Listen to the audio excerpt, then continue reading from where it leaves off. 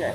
महाराज जी अपना परिचय दीजिए। मैं महंत आचार्य भारत भूषण दास, श्री गुरु रविदास जन्म स्थान शीर गोवर्धनपुर के श्री महंत।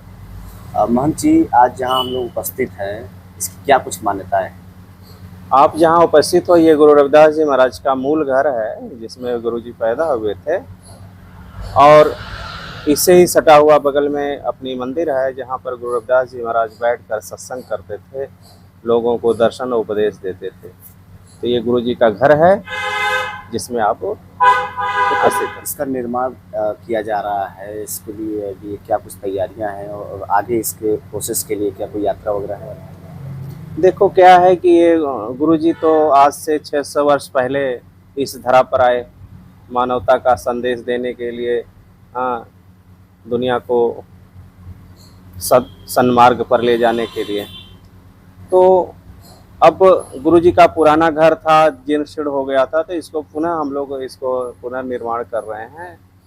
और इस निर्माण के पीछे एकमात्र उद्देश्य है कि यहाँ पर बच्चों को रख करके आध्यात्मिक शिक्षा, जिसको कहते हैं स्पिरिचुअल एजुकेशन, और मॉडर्न एजुकेशन, जैसे आधुनिक शिक्षा, दोनों का समन्वय करके समाज के लिए उन बच्चों को तैयार करना।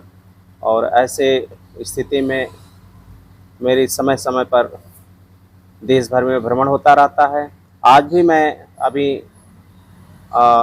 यात्रा पर जा रहा हूँ, जहाँ उत्तराखंड, हरियाणा, पंजाब, हिमाचल और जम्मू तक ये मेरी यात्रा होगी। और वापसी मैं जब करूँगा तो दिल्ली होते हुए मैं वापसी करूँगा। तो ये 2 महीने की मेरी यात्रा है, और इसमें समाज को जोड़ना, समाज को सन्मार्ग पर ले जाने का प्रयास करना, और गुरु रविदास जी महाराज की वाणियों से समाज को अवगत करना। यहाँ बच्चों को शिक्षा दिया जाएगा, जैसे आपने बताया अध्यात्मिक शिक्षा दी जाएगी।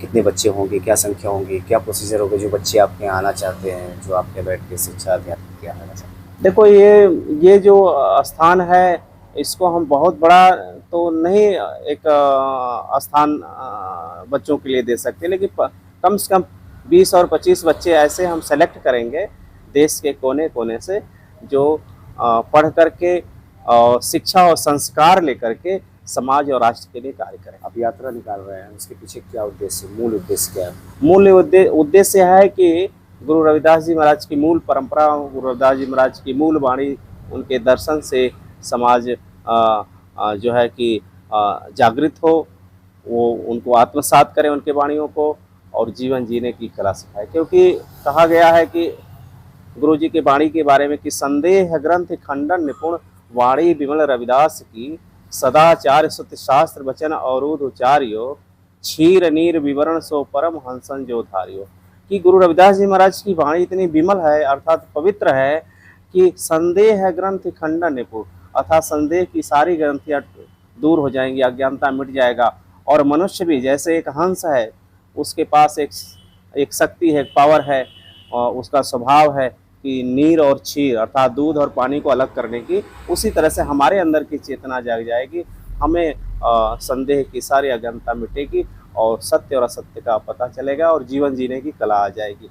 ये गुरु जी की वाणियों से। महाराज जी, नई पीढ़ी, नए युवक जो है, नए वर्ग के आ रहे हैं, वो लोग अध्यात्म के प्रति ध्यान नहीं लगा रहे हैं, उनकी ध्यान जो है कहीं और लग रहा है। उन बच्चों के लिए हमारे चैनल के माध्यम से क्या संदेश रहेगा आपकी तरफ से? देखो, आज की जो युवा पीढ़ी है, या पहले की भी, हमेशा मनुष्य का एक स्वभाव रहा है सुख को पाना।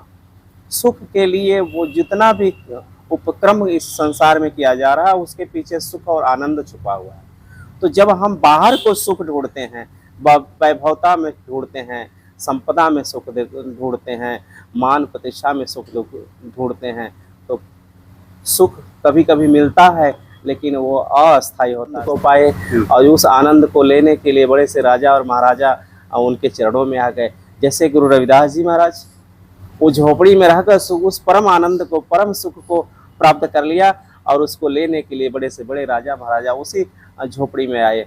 और उसमें से मीरा जैसी राजरानी भी आकर के उस सुख को पाती है, तो कहती है, गुरु मिले रविदास में सास घर घर ना जाओ। उसने सास का घर छोड़ दिया। तो यही मैं कहूँगा आज की युवा पीढ़ियों को कि तुम संसाधन में सुख मत ढूंढो, वो तो जीवन की एक आवश्यकता है। आवश्यकताओं में सुख नहीं है। आवश्यकता की पूर्ति के लिए सब कुछ करो, लेकिन सुख है भक्ति में।